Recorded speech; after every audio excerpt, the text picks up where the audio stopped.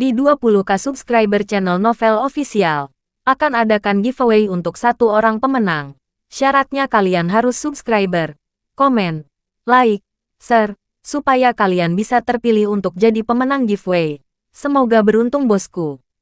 Selamat datang di channel Novel Official. Sebelum kalian mendengarkan novel Raja dari Segala Raja, jangan lupa like, share dan subscribe. Kalau tidak kuretakan jantung kalian. Hehehehe. Bab 1191 sampai bab 1195. Omi sangat menyegarkan di dalam. Meskipun dia tahu bahwa itu semua palsu.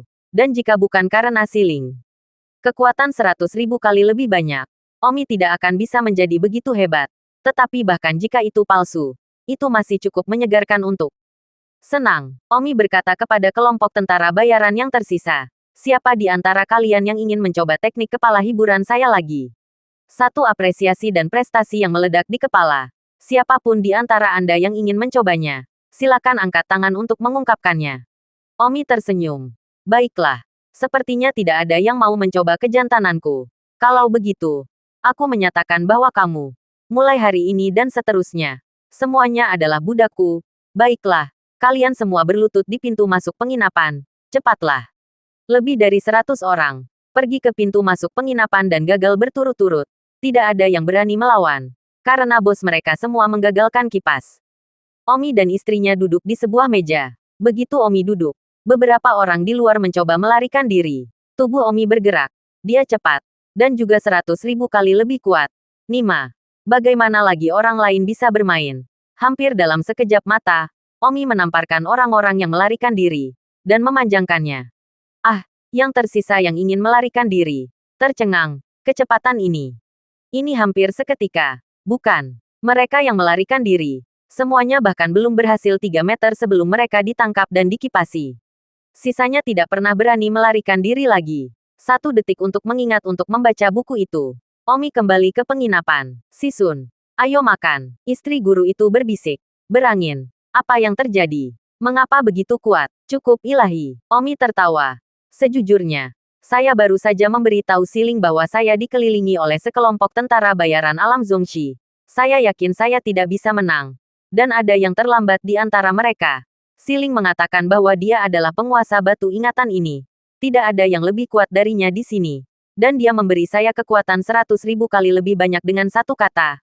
Apa pemberitahuan aku kuat? Guru itu mengerutkan kening. Kalau begitu kamu begitu kuat sekarang. Mungkinkah kamu bisa mencapai tujuanmu untuk menyingkirkan alien dengan mudah? Omi berkata tanpa berkata-kata. Shizuo, jika begitu mudah untuk menghilangkan alien, maka roh batu tidak perlu membajak kita. Alasan mengapa alien adalah karena roh batu tidak dapat mengendalikan mereka. Yaitu, tidak peduli berapa kali aku menambah kekuatan. Itu semua kosong untuk alien. Kita dibunuh oleh alien dan roh batu tidak dapat menyelamatkan kita. Jadi kita harus mengandalkan kekuatan kita yang sebenarnya untuk membunuh alien. Ya, tapi bagaimana dengan roh batu telah memberiku kekuatan yang begitu kuat. Itu benar-benar menyenangkan. Tiba-tiba aku punya ide sekarang. Ide apa? Omi tersenyum tanpa mengindahkan. Karena kita tidak bisa membunuh alien. Bisakah aku, kalau begitu, memaksa seorang perfeksionis Agung Zongxi untuk membunuh alien? Atau, saya akan menggunakan kekuatan yang saya tambahkan sekarang untuk membentuk negara adidaya dan kemudian, dengan mudah merawat alien. Hah iya, kekuatan yang diberikan Siling kepadamu tidak efektif melawan alien. Tapi itu efektif melawan pembangkit tenaga listrik non-alien. Kamu hanya perlu memaksa master klan tingkat non-alien untuk membunuh alien. Bukankah itu akan berhasil? Hahaha. Aku akan bertanya tentang Siling. Omi segera menyampaikan Siling dan memberitahu Siling apa yang dia pikirkan. Siling terkejut dan agak terkejut. Kenapa aku tidak memikirkan itu? Ternyata membersihkan alien bisa sangat sederhana. Hahaha. Omi, apa yang kamu katakan benar-benar berhasil. Baiklah kalau begitu. Aku akan terus memberikan kekuatan sekarang. Aku akan memberikan kekuatan 10 juta kali lebih banyak. Kamu cukup kuat untuk mengalahkan siapapun di dunia batu memori ini dengan kekuatan sebanyak ini. Kamu pergi dan mengumpulkan beberapa saudara junior dari level Grandmaster dan kirim mereka untuk menyingkirkan alien. Bagus. Omi menganggukkan kepalanya. Hahaha. Hahaha. Jadi bisa menghilangkannya. Tapi aku tidak bersumpah sebelumnya. Siling tertawa keras dan dalam suasana hati yang baik. Namun, Omi tidak terlalu senang. Meskipun menambahkan kekuatan 10 juta kali lebih banyak, dunia ini sudah cukup untuk menjadi raja. Tetapi, masa depan keluar dari batu memori, dan kemudian memukul kembali ke bentuk aslinya. Dan, begitu kuat, Omi di dunia ini. Bagaimana dia masih bisa berlatih? Tidak ada lawan lagi. Berlatih hantu. Omi benar-benar tidak tahu apakah ini hal yang baik atau buruk. Siling sepertinya telah membaca pikiran Omi dan berkata, Omi, jangan khawatir. Meskipun aku telah memberikan kekuatan 10 juta kali lebih banyak, kamu tidak memiliki lawan. Kamu tidak bisa menjadi kuat. Tetapi kamu dapat menangkap semua master hebat di dunia ini. Dan menikmati belajar seni bela diri setiap hari. Dan membimbing seni bela dirimu. Menurutku, manfaat ini lebih dari pelatihan apapun. Bahkan lebih besar. Kali ini sangat murah. Terima kasih, Senior Siling. Hahaha. Omi tertawa. Masih Siling memiliki wawasan Omi meraih kesuksesan besar klan dunia dan memberi Omi dao tambahan setiap hari. Sial. Omi tidak percaya bahwa itu masih bukan tandingan apa yang disebut pengalaman hidup dan mati. Begitu banyak orang kuat. Sumber daya apa yang diinginkan Omi? Tapi kemudian, bukankah Omi harus menyatukan dunia untuk menjadi penguasa dunia ini? Di bawah satu orang dan di atas semua yang lain. Anda ingin bermain sangat adiktif. Itu akan sangat membuat ketagihan. Anda tidak akan ingin pergi. Kemudian, ketika Anda kembali ke dunia nyata, Anda benar-benar akan lebih buruk daripada mati. Setelah Omi makan, dia berkata kepada sekelompok orang yang tergeletak di luar pintu. Mulai hari ini dan seterusnya, kalian semua adalah budakku. Dan apapun yang aku katakan adalah apa adanya. Oke. Salah satu dari mereka berkata, Senior, kami akui bahwa kami telah menyinggung Anda dengan mata kami tetapi Anda memindahkan budak. Tapi ini terlalu berlebihan. Jujur saja, keluarga saya adalah salah satu dari 10 keluarga terkuat di benua ini. Keluarga Yuan Feng. Anda bertindak terlalu jauh. Jika keluarga saya tahu, saya khawatir keluarga saya tidak akan membiarkan Anda pergi. Jangan bilang kamu kuat. Keluargaku dinilai sebagai 10 keluarga maksimal benua itu sama sekali bukan hanya berbohong. Dan kamu mungkin tidak dapat menahan murka keluargaku. Omi berkata kepada pria itu, siapa namamu?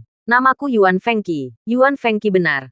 Aku akan puas sekarang. Aku akan membuat keluarga Yuan Fengmu gemetar di bawah kakiku. Konyol. Keluarga Yuan Fengku adalah salah satu dari 10 keluarga terbesar di benua itu. Olehmu. Ya, denganku. Baiklah. Aku tidak ingin berbicara kosong. Kalian bangun dan taruh. Ingat. Jangan lari Aku bisa menangkapmu tidak peduli seberapa jauh kamu berlari. Begitu kamu menangkapku. Fan out. Tunggu sampai besok. Ikut aku ke hutan desolate dan cari cucu Lord Luo Huan. Luo Yang. Hei. Kenapa aku masih mencarinya? Omi tiba-tiba teringat mengapa dia mencarinya sekarang karena dia begitu kuat. Dalam hal ini, kami tidak mencarinya. Pada saat itu, seorang tentara bayaran berkata, Senior, Lo yang telah ditemukan. Sudah ditemukan. Siapa yang melihatnya? Oleh tentara bayaran matahari terbenam. Sunset Mercenary Corps telah ditunjukkan. Tentara bayaran matahari terbenam ada di kota ini saat ini. Mereka tinggal di Chen Fuin di sisi barat kota. Lo yang itu juga ada di sana. Omi tersenyum. Kebetulan sekali. Kalian memimpin jalan. Chen Fuin. Iya, Omi segera tiba di sebuah penginapan di barat kota ini. Pada saat ini, di dalam penginapan ini, kelompok tentara bayaran yang sama kuatnya sedang minum dan makan daging. Beruntung kami menemukan Nyonya Kabupaten Loyang. Hahaha. Bersulang, kami telah menemukan Master Kabupaten Loyang dan menyerahkannya kepada Senior Luo Huan. Jadi kami dapat memohon kepada Senior Luo Huan untuk melakukan sesuatu untuk kami. Itu benar. Senior Luo Huan. Tapi benua kita, yang terkenal, 10 terkuat, untuk mendapatkan salah satu janjinya. Hehehe. Grup mercenari matahari terbenam kita akan menjadi kaya. Kering. Sepel orang itu sepertinya sedang dalam suasana hati yang sangat baik. Saat itu, sebuah suara keluar. Tidak. Akulah yang menemukan Master Kabupaten Loyang. Semua orang tercengang ketika mendengar suara ini. Dan suara itu berhenti sejenak. Omi berdiri di pintu masuk penginapan. Dia diikuti oleh sekelompok tentara bayaran di belakangnya. Sekelompok tentara bayaran di belakangnya sangat mirip ketika mereka mendengar kata-kata sombong dari Omi. Orang-orang Sunset Mercenary Group. Mereka lahir dan mati di hutan belantara. Beberapa saudara meninggal sebelum mereka akhirnya menemukan Tuan Kabupaten Loyang. Tetapi mereka tidak menyangka bahwa Omi akan mengatakan dengan satu kalimat bahwa dia tembus Itu terlalu tidak tahu malu. Pemimpin Sunset Mercenary Corps bertanya, siapa yang mengatakan itu? Mengutarakan lagi. Omi tersenyum. Maaf, akulah yang mengutarakan. Aku mungkin agak terlalu pendiam sekarang dan tidak membiarkan kalian mendengarkan dengan jelas. Aku benar-benar minta maaf. Lalu aku akan mengungkapkan lagi sekarang. Nyonya Kabupaten Loyang. Akulah yang menunjukkan. Pada saat itu, Omi melihat seorang wanita duduk sendirian di meja makan di sudut penginapan tertentu. Seperti 9 dari 10 adalah Master Kabupaten Loyang yang ditemukan.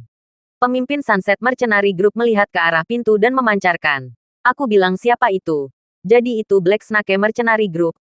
Apa, kamu ingin bertarung seseorang dari kami? Beberapa tentara bayaran di belakang Omi sibuk berkata, Senior Yusan, jangan salah paham. Kami tidak mengatakannya sekarang. Lalu siapa yang mengutarakan? Omi berkata, aku mengutarakan. Pemimpin Sunset Mercenaries menghancurkan botol anggur di tangan. Dan dengan botol di tangan, dia berjalan ke arah Omi dan berkata, cobalah sekali. Sepertinya olah. Jika Omi mengatakannya lagi, dia akan menusuk dengan botol itu. Yang agak mirip dengan botol bir. Dan saya tidak tahu terbuat dari apa. Tapi itu pasti bukan kaca. Omi berkata, saya menginstal. Saya tidak hanya menginstalnya. Tetapi Nyonya Kabupaten Loyang juga melayani saya yang menghangatkan tempat tidur. Anda, semua orang tidak percaya mengapa anak yang terlihat seperti alam persatuan ini begitu gila. Matilah, pemimpin Sunset Mercenaries tiba-tiba marah dan menikam botol di tangan ke Omi. Omi menjentikkan jarinya. Dan tiba-tiba, kepala kelompok itu terpental. Omi tidak berani menggunakan pukulannya sekarang karena takut memukulnya. Omi tidak ingin menjadi begitu berdarah. Jadi sebaliknya, dia menggunakan obeng untuk menjentikannya. Ah, semua orang tercengang saat melihat Senior Yusan dari Sunset Mercenary Group dijentikkan oleh jari Omi. Senior Yusan, yang merupakan pembangkit tenaga listrik klan yang terkenal dan terkenal di tahap akhir, sebenarnya, benar-benar terpental. Yusan bertabrakan, dan sekaligus menghunus pedangnya dan membunuh Omi. Omi menjentikkan jarinya lagi. Dan Yusan, yang belum cukup dekat, terpental oleh angin dari jari Omi. Bayangkan tangan Omi, angin dari jentik jari. Setelah ditambahkan 10 juta kali. Seberapa kuat itu harus? Cukup untuk mencemooh seseorang dari jarak 10 meter. Omi masih hanya menjentikkannya. Jika dia menjentikkannya cukup keras, aku khawatir Yusan akan dibunuh oleh Omi. Juga beruntung Yusan dijentikkan beberapa meter dari Omi dan tidak dekat dengan jari Omi. Kalau tidak aku takut dia akan mati atau hidup. Ah, Yusan tercengang. Kali ini, dia tahu bahwa jika dia melakukan konstruksi ke sana, dia akan meminta kematian. Omi berkata, namamu Yusan. Iya, apakah kamu ingin kembali ke sini? Sejujurnya, aku baru saja menundukkan kepala tentara bayaran ular hitam sampai mati di penginapan lain. Dan aku tidak ingin kamu dibom juga. Oke. Aku benar-benar lelah mengendalikan kekuatanku. Terima kasih senior karena tidak membunuhku. Baiklah. Tidak perlu sopan. Saya bertanya kepada Anda. Apakah saya menemukan guru Kabupaten Loyang? Iya. Apakah Tuan Kabupaten Loyang adalah pelayan penghangat tempat tidur saya? Iya. Omi berjalan menuju gadis cantik di sudut penginapan dan tersenyum. Kamu adalah Loyang. Iya. Apa maumu? Kakekku bisa jadi Luo Huan. Salah satu dari 10 orang terkuat di benua itu, kata wanita cantik itu. Omi tersenyum. Tidak apa-apa. Kakekmu cepat atau lambat akan menjadi salah satu anak buahku. Luo yang sangat marah. Berani. Kamu berani tidak menghormati kakekku. Omi menyentuh wajah Luo Yang dan berkata, wajah kolagen penuh. Lumayan. Kulitnya terawat dengan baik. Produk perawatan kulit seperti apa yang kamu gunakan? Apa katamu? Aku tidak mengerti. Oh, tidak ada produk perawatan kulit di sini. Don Omi berkata. Tapi tentu saja. Don Omi bermain bodoh dan hanya menggoda gadis cantik itu. Aku memperingatkanmu. Sebaiknya kamu tidak menyentuhku atau kakekku akan benar-benar marah. Ayolah. Aku tidak ingin kembali diriku untuk ketiga kalinya. Kakekmu akan berada di bawahku mulai sekarang. Mimpi bodoh. Omi tidak repot-repot berbicara dengan Loyang lagi. Dan berkata kepada pemimpin tentara bayaran matahari terbenam. Jaga Loyang untukku. Aku akan datang malam ini. Dan aku mungkin akan tidur di penginapan ini. Ya, senior. Tubuh itu bergerak dan terbang menjauh. Dan di detik berikutnya, Omi kembali ke penginapan itu dari sebelumnya. Senior masih menunggu di penginapan itu. Dan diam-diam, senior tidak mengikuti ke Chen Fuin. Ketukan-ketukan. Omi mengetuk pintu. Jangan masuk.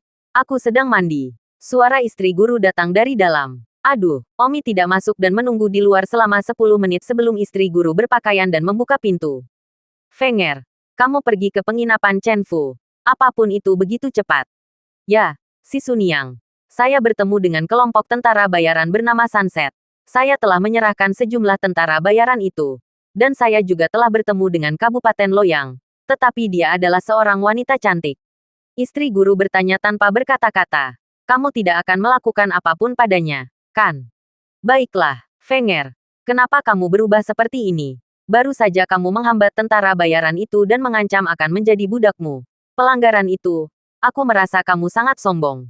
Sifu, kamu tidak suka aku sombong seperti ini. Aku tidak tahu. Kakak, sekarang Siling telah memberiku kekuatan 10 juta kali lebih banyak. Aku benar-benar tidak bisa melakukannya tanpa menjadi gila. Tahukah kamu bahwa orang kuat di sekte akhir? Aku beberapa meter darinya. Dan jika aku menjentikkan jariku ke transmisi, angin dari jariku akan cukup untuk memantulkannya. Jika aku melakukan jentikan yang berat, angin dari jentikan jari itu bisa mencabik-cabiknya. Sungguh, aku merasa seperti dewa sekarang. Aku dapat mendikte nasib orang kuat manapun. Kamu memberi tahu aku bagaimana tetap rendah hati seperti ini. Guru, sejujurnya, saya sangat takut kakak laki-laki itu akan bersinggungan dan membunuh seseorang. Istri guru itu, Omi tanpa berkata-kata, si Sun. Karena Siling telah memberiku kekuatan yang begitu kuat. Akan terlalu boros jika aku tidak memanfaatkannya dengan baik. Tentu saja di dunia ini. Untuk menjadi raja. Untuk membuat semua orang merangkak di kakiku. Untuk memiliki semua kesuksesan besar klan. Untuk menjadi adik laki-lakiku. Untuk membantuku. Dan kamu. Dan saudara-saudariku. Dan teman-temanku berlatih seni bela diri. Dan ketika kita semua kuat, kita akan meninggalkan dunia ini. Oke. Baiklah, baiklah. Sigure. Kalau begitu kamu istirahat. Dan jika ada bahaya, panggil Siling. Berangin.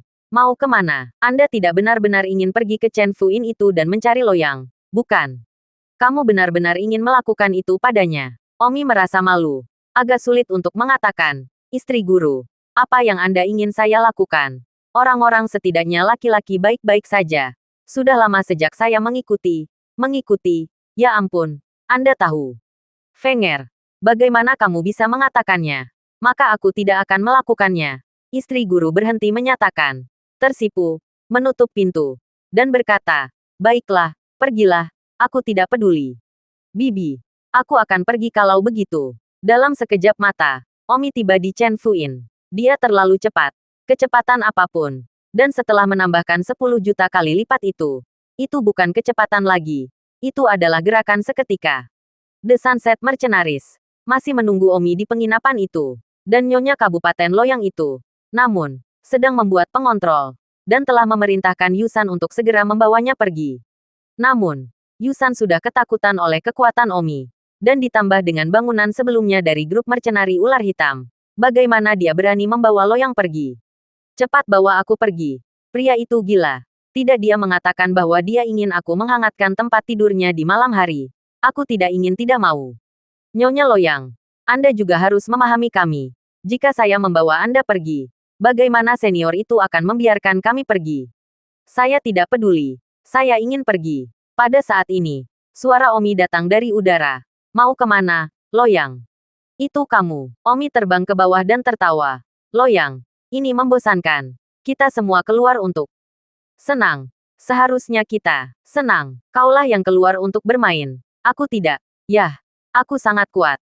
Bukankah kamu terkesan? Omi bertanya. Kakekku mungkin tidak lebih lemah darimu. Yah, sepertinya aku harus mengalahkan kakekmu di depanmu. Jika kamu benar-benar bisa mengalahkan kakekku, maka aku akan melakukan apapun yang kamu mau, kata Luoyang.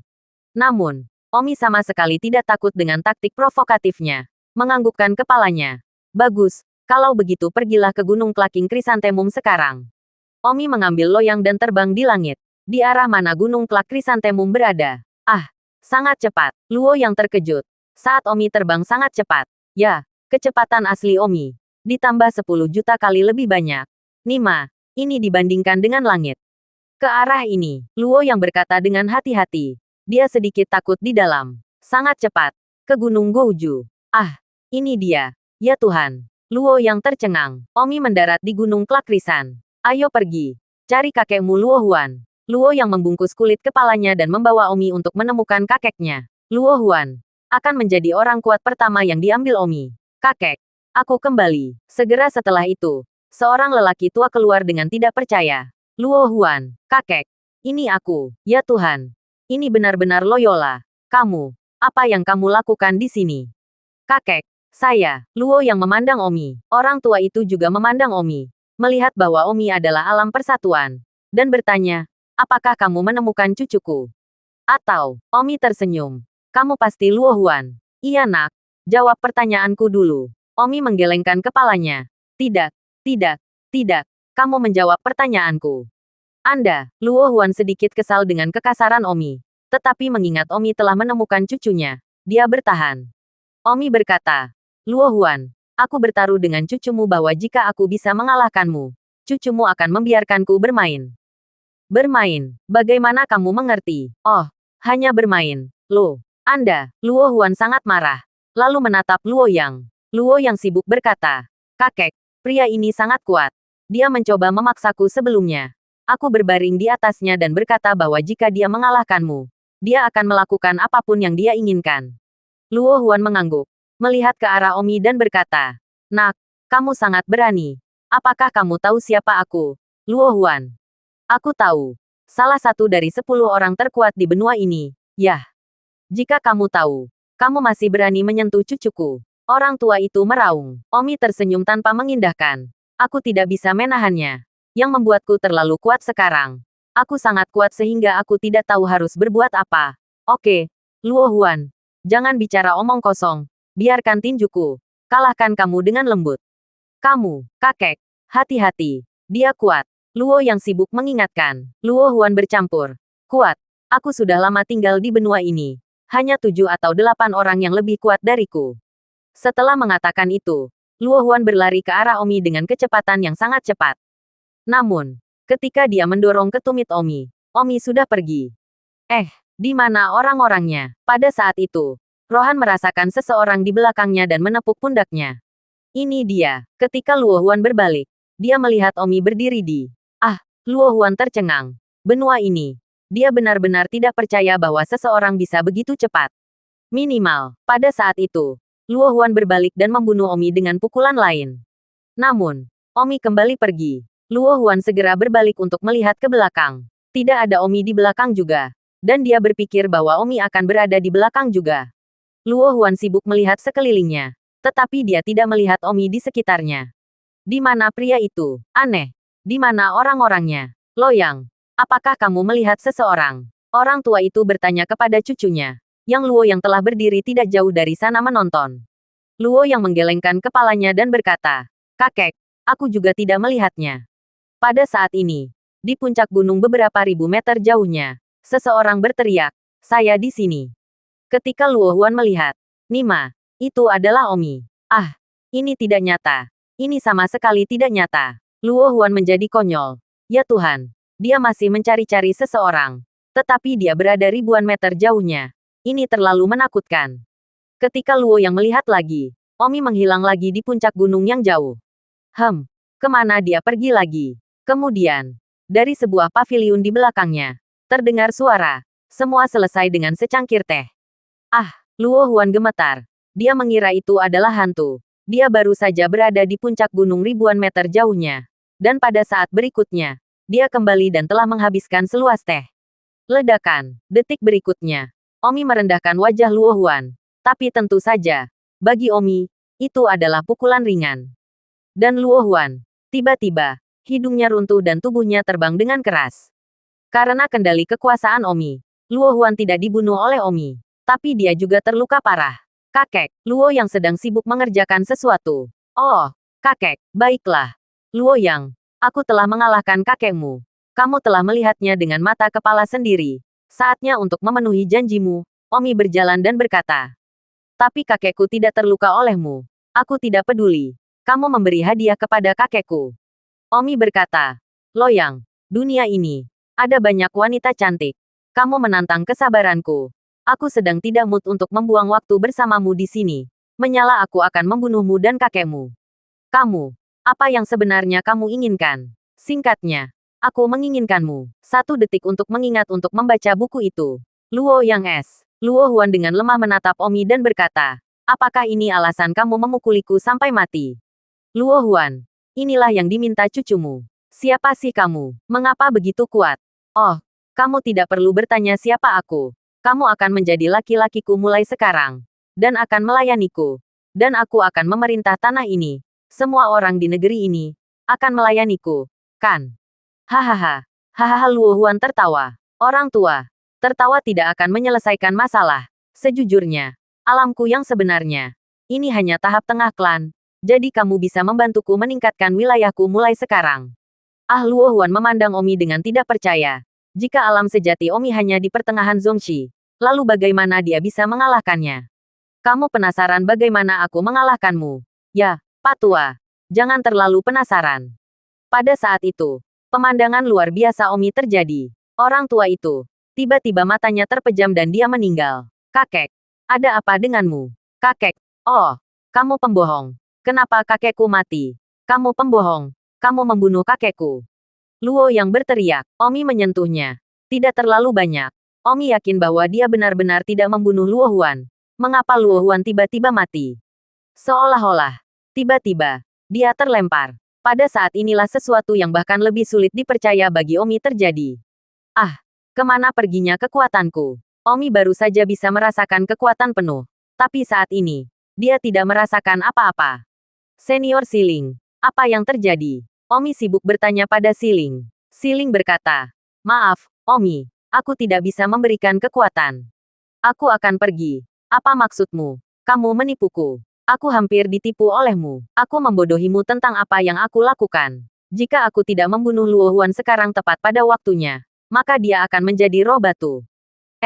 Kamu membunuh Luo Huan. Omi melihat tubuh Luo Huan di tanah dan bertanya, ya, aku membunuh tepat pada waktunya. Mengapa? Jangan berpura-pura. Saya tidak memiliki IQ tinggi. Tetapi sangat jelas bahwa tidak mungkin saya belum. Kamu tidak memiliki IQ tinggi. Kenapa tidak? Selain itu, aku tidak berbohong padamu. Omi, diam kamu memberitahu Luo Huan bahwa wilayahmu yang sebenarnya hanya di tahap tengah Zongxi. Pernyataan ini telah membuat Luo Huan berspekulasi dunia. Menumpuk dia bukan orang yang menyimpang. Jika dia, itu akan menjadi akhir. Jadi aku segera mengakhiri hidup Luo Huan dan kemudian membatalkan power up-mu. Aku akan pergi. Senior Siling, bagaimana kamu bisa melakukan itu? Aku benar-benar tidak membodohimu. Aku tidak menyangka ini akan terjadi. Yah, Senior Siling, aku salah. Omi menghela nafas. Dia sangat tidak berdaya di dalam. Dia pikir dia bisa menguasai dunia ini. Tetapi hasilnya, itu basah kuyup. Omi hanya bullis seperti dewa. Sekarang dia kembali ke bentuk aslinya. Tiba-tiba sangat tidak nyaman. Jadi apa yang harus saya lakukan sekarang? Aku sama sekali tidak kuat lagi sekarang. Bagaimana kamu ingin aku hidup? Omi, akulah yang memberdayakanmu untuk menjadi begitu kuat sekarang. Selain itu, kamu harus kembali ke dunia nyata cepat atau lambat. Tapi kamu tidak akan bisa hidup saat itu. Omi berkata, Senior Siling, lihat seperti ini. Aku akan pergi mencari orang terkuat di dunia ini sekarang. Lalu kalahkan dia dan biarkan dia membunuh alien untukku. Ketika semua alien sudah mati, aku akan menguasai dunia ini sebagai pria misterius. Dan akhirnya, pria misterius menunjukku sebagai penggantinya, sehingga aku dapat terus menguasai dunia tanpa memberitahu siapapun bahwa aku semakin kuat. Aku tidak akan mendengarkanmu lagi. Aku tidak memiliki IQ tinggi. Aku takut dibodohi olehmu. Oh senior, kalau begitu tambahkan sedikit lebih sedikit kekuatan. Aku mohon. Aku bersumpah. Aku sudah memutuskan untuk berhati-hati kali ini. Oke. Saya tidak akan pernah membiarkan siapapun tahu bahwa saya menyukainya. Kamu yakin tidak akan terjadi apa-apa kali ini? Tentu saja. Hal itu tidak akan pernah terjadi. Dan jika itu terjadi, kamu bisa membunuhku. Oke. Itu yang kamu katakan. Pada saat berikutnya, Omi merasakan kekuatan lagi. Tetapi tidak dapat dibandingkan dengan sebelumnya. Kali ini, Siling mungkin memberi Omi kekuatan 100.000 kali lebih banyak. Kekuatan 100.000 kali lebih banyak. Dan saya tidak tahu apakah itu cukup. Omi akhirnya menenangkan pikirannya. Atau dia benar-benar tidak bisa menerima kenyataan ini. Selanjutnya, Omi harus berhati-hati. Dia hanya bisa menunjukkan kekuatan yang begitu besar seperti orang misterius. Sementara dia sendiri masih harus memberikan identitas yang sangat lemah, sehingga tidak akan terjadi lagi seperti yang baru saja terjadi. Pada saat ini, Loyang menangis dengan mayat kakeknya di pelukannya. Siling belum membunuh Luo yang sekarang. Jadi mungkin Luo yang tidak memiliki keraguan tentang dunia ini. Namun, Omi merasa Loyang juga tidak bisa membiarkannya hidup. Karena Omi akan membuat dirinya tampak lemah selanjutnya. Perpecahan itu. Jadi Omi harus membunuh. Serta grup mercenari ular hitam dari sebelumnya. Grup mercenari matahari terbenam. Dan mereka semua juga harus mati. Loyang, jangan menangis. Kamu membunuh kakekku. Oh, Omi mengangkat telapak tangannya. Ingin menebang dengan tamparan. Namun, selalu terlalu kejam untuk hanya memotong Loyang sampai mati seperti ini. Loyang, kakekmu sudah meninggal. Apakah kamu ingin pergi bersama? Omi bertanya. Luo yang mencibir. Apakah kamu ingin membunuhku juga? Loyang, aku tidak mau. Tapi aku tidak tega melihatmu begitu sedih. Lalu kamu membunuhku. Loyang, maafkan aku. Ledakan, Omi menamparkan dan membunuh Loyang. Omi menghela nafas dan menguburkan kakek nenek mereka. Setelah itu, Omi berkata kepada Siling. Siling, bisakah kamu membantuku dan mengirimku kembali ke kota di tepi hutan belantara itu? Saya hanya menambahkan kekuatan sebanyak ini sekarang. Saya yakin saya akan terbang untuk waktu yang lama. Dan saya khawatir bibi saya akan menunggu lama. Siling tidak mengatakan apa-apa. Tetapi pada saat berikutnya, Omi menyadari bahwa dia sudah berdiri di kota itu. Dan kebetulan itu adalah tempat yang disebut Chen Fuin. Chen Fuin, Black Snake Mercenaries serta Sunset Mercenaries. Semuanya masih ada di sini. Tentu saja, Omi belum lama pergi. Senior, kamu kembali. Di mana loyalisnya? Omi melihat penjagaan orang di tempat kejadian. Penjagaan orang ini, semuanya harus mati. Sehingga rahasia Omi bisa disimpan. Omi mengangkat tangannya dan memulai pembunuhan besar-besaran. Meskipun dia hanya menambahkan 100.000 kali kekuatannya sekarang, itu lebih dari cukup untuk membunuh tentara bayaran ini. Beberapa menit kemudian, Omi menghela napas dalam-dalam. Puluhan orang semuanya mati. Dan untuk memastikan apakah mereka semua sudah mati, Omi juga bertanya pada Siling. Baiklah, sekarang tidak ada yang tahu bahwa aku kuat di sini kecuali Sisun. Omi kembali ke penginapan lain. Istri guru sudah. Lagi pula, hari sudah larut malam. Omi diam-diam kembali ke kamar untuk tidur. Perang hari itu, Omi bangun. Hei, Fenger, kapan kamu kembali? Tadi tengah malam. Oh, di mana Loyola itu? Tanya Sensei. Membunuh. Apa? Sensei terkejut. Windy, bagaimana kamu bisa melakukan itu? Membunuh seseorang setelah membunuh dia. Sisun, aku tidak menajiskannya. Omi memberitahu Xiniang tentang apa yang terjadi tadi malam. Bagaimana Omi hampir membuat seseorang tidak menyimpang, menjadi menyimpang, dan menyetujui Omi dengan Silingsin dan sebagainya. Fenger, kamu tiba-tiba bersandar pada dewa kemarin. Itu benar-benar mencurigakan. Kecuali kamu bertindak kemarin. Aku khawatir dia akan segera berubah menjadi roh batu. Sayangnya, aku sudah berjanji pada roh batu untuk membunuh semua alien terlebih dahulu. Jadi Yang Nuan mungkin akan mati. Omi memiliki keengganan yang dalam saat dia memikirkan Yang Nuan di dalam. Fenger, ini hanya batu kenangan.